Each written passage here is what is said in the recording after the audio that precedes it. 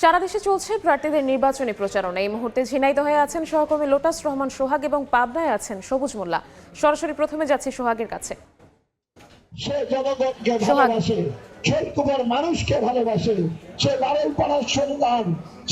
নির্বাচনের দিকে যতই এগিয়ে আসছে প্রার্থীদের মাঝে প্রচার প্রচারণা কিন্তু ততই বেড়ে চলেছে। আমরা আজকে আছি ঝিনাইদহের শৈলকুপাতে, সেখানে বিএনপি প্রার্থী অ্যাডভোকেট আসাদুজ্জামান পথসভা করছেন। আমরা এখানে দেখেছি সকাল থেকে কিন্তু তিনি শৈলকুপা উপজেলার জিগনগর ইউনিয়নের কয়েকটি এলাকায় তিনি নির্বাচনী পথসভা করছেন। আমরা কথা বলেছি এখানকার ভোটারদের সাথে, তারা চেষ্টা করেছি আমরা এই ভোটারদের মতামত দেওয়ার। তারা বলছেন যে এই যে প্রার্থী এখানে আসাদুজ্জামান আছেন, তিনি কিন্তু এর আগে কিন্তু অ্যাটর্নি জেনারেল ছিলেন, তিনি কিন্তু পদত্যাগ করে এই আসনে প্রার্থী হয়েছেন এবং তিনি ভোটারদের মধ্যে তিনি আগামী দিনে শৈলী নির্বাচিত বলে শৈলকুপাতে কি উন্নয়ন করবেন সেই বার্তা কিন্তু ভোটারদের মাঝে পৌঁছে দিচ্ছেন। এবং ভোটাররা তার কাছে যে প্রত্যাশা, এর আগে দিনগুলোতে তাদের যে প্রত্যাশা ছিল বিভিন্ন উন্নয়ন, সেগুলো কিন্তু তারা পুরো পেয়েছিল এবং তারা আশা করছেন যে আগামী দিনে নির্বাচিত হলে তিনি করবেন। তো তিনি আসলে বলছেন ভোটারদের মাঝে আমরা দেখেছি যে এর আগে যিনি অ্যাটর্নি জেনারেল ছিলেন, এর আগে তিনি যে উন্নয়ন করেছিলেন সেই বার্তা আবারও যেন নির্বাচিত হলে আবারও সেই উন্নয়ন করবেন সেটা কিন্তু তিনি আশ্বস্ত করছেন। এবং এখানে আমরা কথা বলছি ভোটারদের সাথে, তারা বলছে যে এখানে যে আগামী 12 ফেব্রুয়ারি নির্বাচন যদি সুষ্ঠু এবং শান্তিপূর্ণ হয় তাহলে সেক্ষেত্রে তারা ভোট দিতে যাবেন, এটা কিন্তু আসলে ভোটাররা আশা করছে। এখন আমরা যাবো পাবনাতে, সেখানে আছে সহকর্মী সবুজ মোল্লা।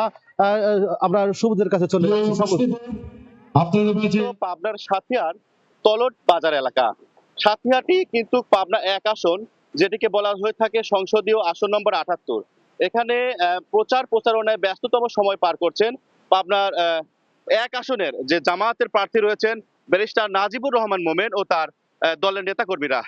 আমি আপনাদেরকে একটু দেখানোর চেষ্টা করছি, নিশ্চয়ই আপনারা দেখতে পাচ্ছেন এখানে কিন্তু জামাত সমর্থক যারা রয়েছেন তারা কিন্তু দুয়ারে দুয়ারে যাচ্ছেন এবং সাধারণ মানুষ যারা রয়েছেন তাদের কাছে কিন্তু ভোট প্রার্থনা করছেন।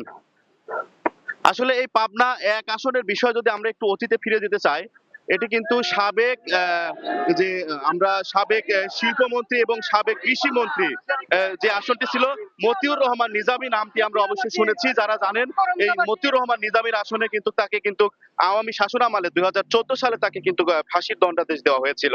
আসলে এই আসনে তারই পুত্র ব্যারিস্টার নাজিবুর রহমান মোমেন, তিনি পাবনা 1 আসনে জামাতের পক্ষ থেকে নির্বাচন করছেন। আমরা দেখতে পাচ্ছি আসলে কিন্তু আমরা যেমনটি দেখেছি চায়ের দোকান, বিভিন্ন হাট বাজার পরিদর্শন করে আমরা দেখেছি ব্যারিস্টার নাজিবুর রহমান মোমেন তিনি সাধারণ মানুষদের কাছে মিশছেন, নানান রকমের সুযোগ সুবিধা দিচ্ছেন, প্রত্যাশার কথা জানাচ্ছেন এবং যারা ভোটার রয়েছেন তাদের কাছ থেকে শুনছেন যে এই সকল অঞ্চলে পাবনা সাথিয়া 1 যে আসনটি রয়েছে, এই আসনটিতে কোন কোন সমস্যা রয়েছে, বিগত দিনে তারা কোন কোন সমস্যার সমাধান পায়নি, সমস্যার সমাধানের জন্য আবেদন করেছে, সে সকল আবেদনগুলো তারাও কিন্তু শুনছেন। এবার নির্বাচিত হলে কিন্তু সে সকল সমস্যার সমাধান কিন্তু করা হবে। এদিকে আমরা জানিয়ে রাখতে চাই আইন শৃঙ্খলা পরিস্থিতির বিষয় এখন পর্যন্ত আমরা দেখেছি জেলা পুলিশের সঙ্গে কথা বলে আইন শৃঙ্খলা পরিস্থিতি স্বাভাবিক রয়েছে। এখন পর্যন্ত অপ্রীতিকর কোনো ঘটনা কিন্তু আমরা জানিনি। তো এই ছিল এখন পর্যন্ত আমার কাছে সর্বশেষ। আমরা সরাসরি যুক্ত ছিলাম পাবনায়, তার আগে ছিলাম ঝিনাইদহে।